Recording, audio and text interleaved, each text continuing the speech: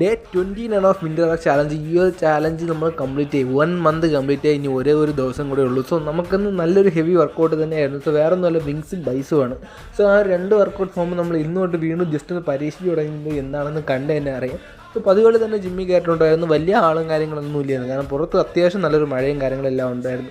So T വിയിൽ ഈ ഒരു കാർ റേസിങ് സീൻ ഉണ്ടായിരുന്നു, നല്ലൊരു പാട്ടും മ്യൂസിക്കും എല്ലാം കൂടെ ഉണ്ടായിരുന്നു.